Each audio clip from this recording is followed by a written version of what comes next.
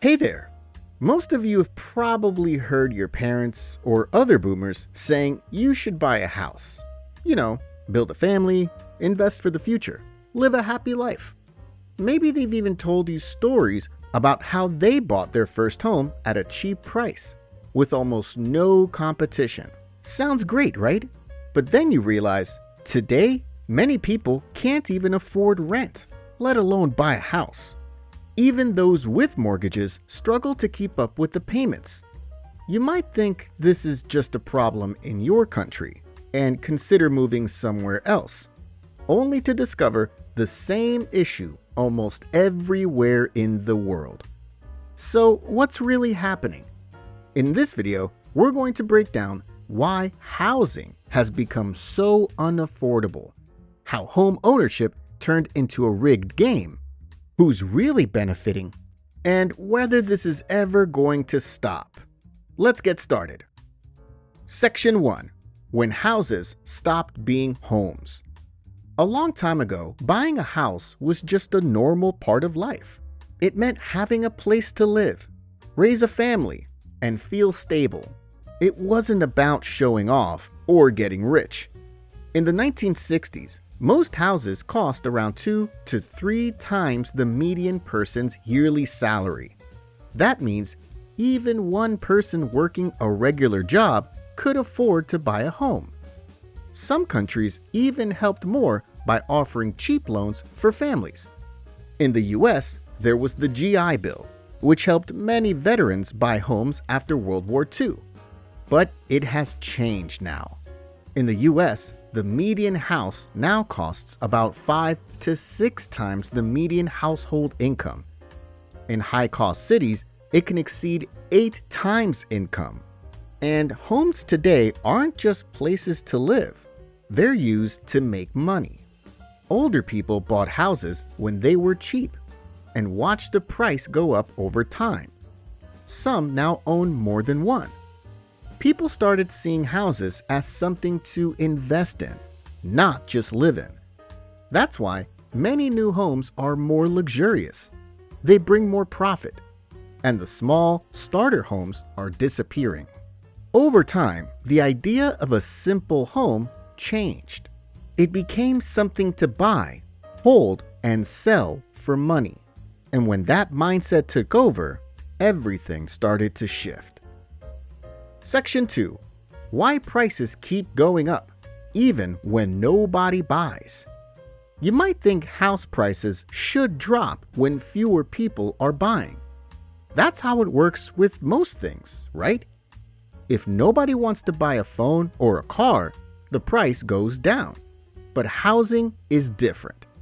Prices keep rising, even when buyers are struggling. Why? Well, the first reason is the zoning laws.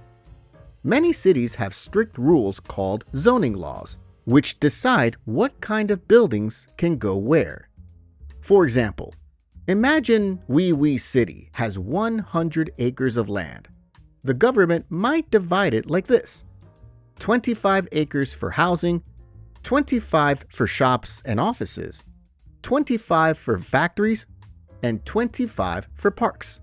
That way, the city stays balanced. But sometimes, the government plans it badly. They don't update the rules when the population grows or when more people need homes. In some neighborhoods, the zoning laws even ban apartments or small homes completely. That means fewer units can be built, so prices stay high. And even when land is available for housing, some developers don't build right away. Instead, they just sit on it and wait. This is called land hoarding.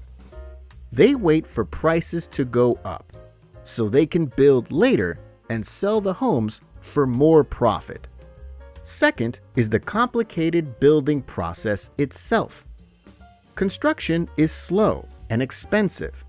It can get delayed by permit issues, rising material costs, worker shortages, or even bad weather. Sometimes it's even worse. The land gets stuck in a legal dispute, and the whole project stops forever. That's why you sometimes see half-finished ghost buildings just sitting there. And when builders do manage to build, they usually go for big, luxury homes because those bring in more profit. Third is zombie houses. Yeah, some homes aren't even lived in. Investors buy them, leave them empty, and wait for prices to rise. These are called zombie houses, and they make the shortage worse. Section 3. Your landlord is a hedge fund. Back then, if you rented a place, your landlord was usually just a normal person, maybe a retired couple, or someone with a second house. Yeah, like the Mr. Bean cartoon, living on top of his grumpy landlady. Well, that still exists today, but not as much as before, because many renters nowadays don't even know who owns their home. In lots of cities, it's not a person at all. It's a giant company. Big Wall Street firms like Blackstone and Invitation Homes now own tens of thousands of homes. Some of them own more than 100,000 homes. These companies don't care about living in the homes. They care about using them to make more profit. That's one reason rents keep rising, even when fewer people are buying homes. And it's not just Wall Street. Even regular homeowners are joining in. 1 out of every 4 homes, or 25%, is bought by investors, including big companies. So now, regular people aren't just competing with other families, they're competing with rich investors or companies who are racing to buy more houses and rent more. Even worse, some homes are now rented as short-term Airbnb-style stays for tourists. If you haven't heard of Airbnb, it's a way to rent out your house or apartment for a few days or even longer. Simply put, literally like a hotel. It's great for budget travelers, especially groups, since many Airbnbs let more people stay in one place, unlike hotels. But when there are too many Airbnbs, it gets harder for locals to compete because those homes are no longer available for people who actually want to live there. That's why, if you've seen the news lately, many locals in places like Barcelona, Spain, have started to push back against tourism because so many homes have turned into Airbnbs, driving the locals out and making the housing even more scarce. Section 4. Make the problem and sell the solution. If you've ever complained about not being able to afford a house, someone probably told you it's your fault. Maybe they said you should stop buying avocado toast or work harder. But that's not the real reason people are locked out. The truth is, home prices have gone up way faster than wages. Even if you save every month, the price of the house rises faster than your savings. And when politicians try to help, it often backfires. They give out tax breaks or first-time buyer bonuses, which sounds good, but these programs only increase demand. Sometimes they don't provide more houses, so prices go even higher. Meanwhile, the system is full of contradictions.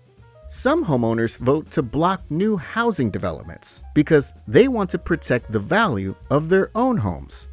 But at the same time, they also want housing prices to be affordable for their kids. That doesn't add up. And we haven't talked about the mortgage part, as the mortgage rules keep changing. Getting a home loan keeps getting harder.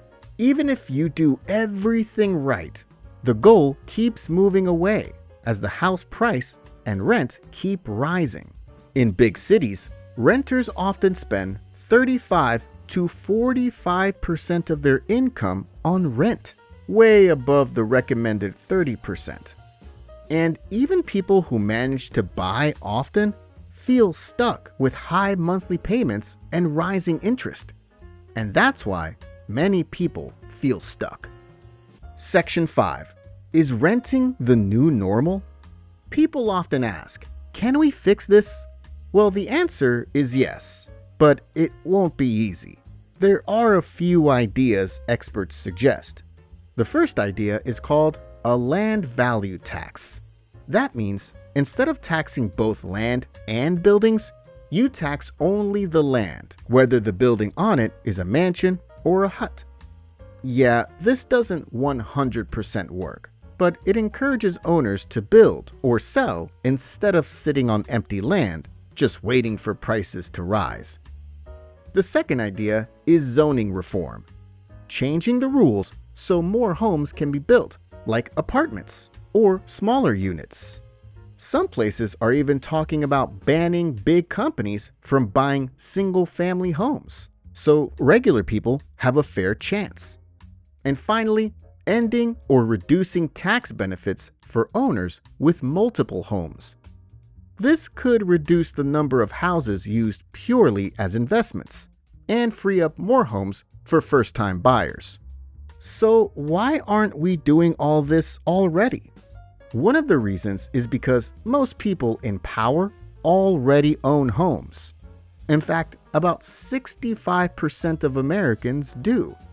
Yeah, higher than expected, huh? That means if prices drop, a lot of people would be angry, including voters. No politician wants that. And a sudden dip in prices could be dangerous. People who bought recently might end up owing more than their house is worth because the bank cares about the loan amount, not just the house value. This was like what happened in the 2008 crash that caused many people to go bankrupt. Even if prices fall, it won't help in the long term unless the whole system changes. For example, in the US in 2020, about 40% of new single-family homes sold for under $300,000. By 2024, that share dropped to around 16 to 23%, depending on the region. That's a nationwide collapse in affordable new homes.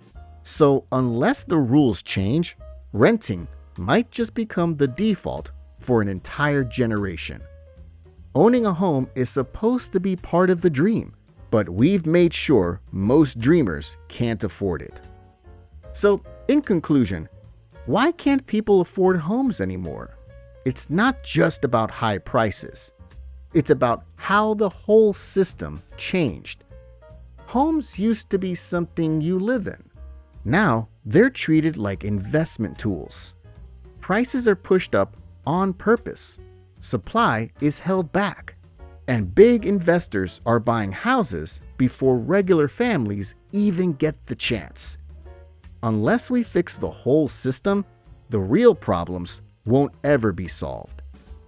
Help us keep making videos like this by becoming a member and unlocking some exclusive perks too. If you want me to make other videos explaining these topics, please like and subscribe. Thanks for watching.